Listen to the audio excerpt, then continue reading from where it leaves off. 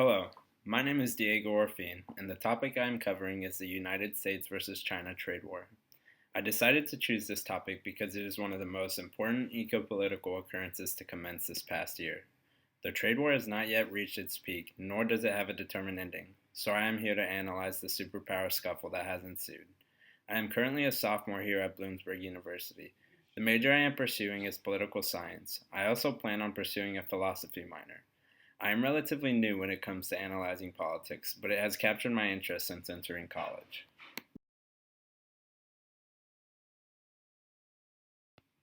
Moving on, you may be wondering, what is a trade war? Dictionary.com defines it as a situation in which countries try to damage each other's trade, typically by the imposition of tariffs or quota restrictions. Countries bickering over trade is a very common situation throughout history. The country we all live in has found itself on the other side of the sword many times when it comes to these skirmishes. For example, in the 1980s, Japanese manufactured cars started flooding the U.S. markets, causing a worrisome decline in American manufactured auto sales. The U.S. and Japan soon thereafter established tariffs on auto parts, vehicles, motorcycles, electronics, etc. This was known as jabs at Japan, one of the multiple trade wars the U.S. is known to have partaken in. What makes the current trade war involving China and the United States so intriguing is the sheer magnitude of it. Two of the largest superpowers in history are threatening to cause considerable damage to their own economy to upset the balance of their opponents. Time will only tell what these two giants have planned for the near future and how their actions will affect the balance of global trade.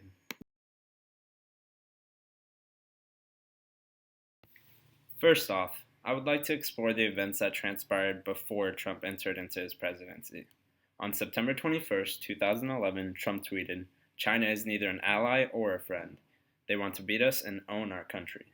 This tweet is only one of many that he released regarding his opinions on the U.S. versus China trade relations. Fast forwarding to April 6th of 2016, Trump invited Xi Jinping, the president of China, to his Mar-a-Lago resort to come up with a 100-day action plan to resolve trade disputes. The only problem was that Trump's standards exceeded the realm of reality, and the meeting resulted in zero resolutions. Trump made it very clear that if he were to win the presidency, he would put much of his efforts to punish China for stealing U.S. jobs and cheating the American people out of their hard-earned money.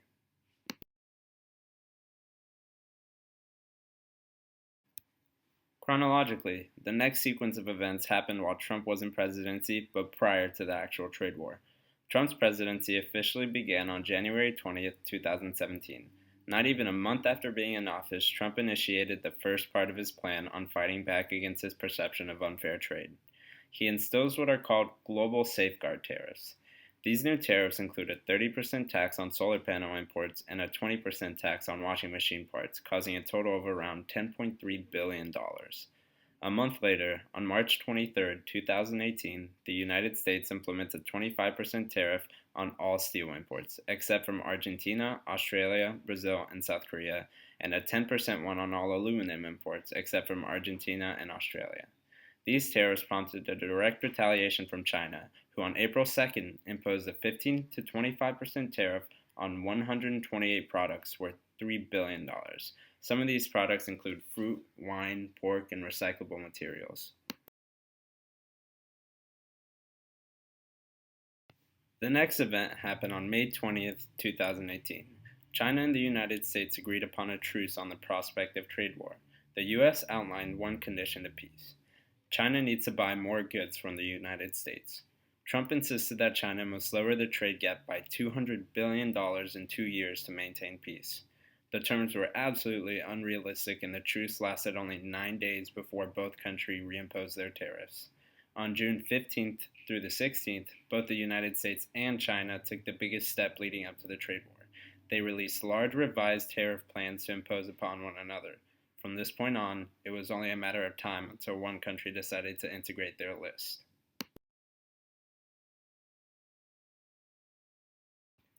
That time was on July 6, 2018, when Trump and Xi Jinping both officially implemented the first round of tariffs on one another. The U.S. plan outlines a 25% tariff on 818 Chinese products worth roughly $34 billion. China's plan imposes a 25% tariff on 284 U.S. products worth around $16 billion. These plans stood until August 23rd when both states implemented their second round of tariffs. The U.S. list imposed a 25% tariff on 279 products worth $16 billion, dollars, and the Chinese list also imposed a 25% tariff on 333 items worth $16 billion. Dollars. A little over a month later, both countries implemented the most gruesome tariff plans yet. On September 24th, the United States imposed a 10% tariff on 6,000 Chinese origin products worth an astounding $200 billion. Dollars.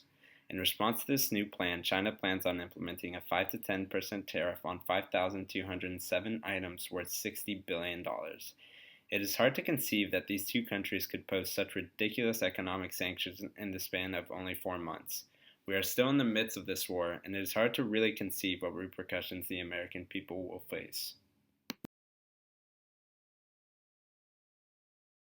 So, finally, when it comes to the solution for this trade war, no one really wins, with negative impacts coming to both countries. When considering the United States, it holds a grandiose amount of respect and power unparalleled by any other country. The problem facing the United States is its crippling, growing debt. All in all, the U.S. depends on China way more than the vice versa. I believe that the U.S. is truly underestimating how easily China could replace the United States as a central trading partner within a few years. From the perspective of China, the state is very economically stable.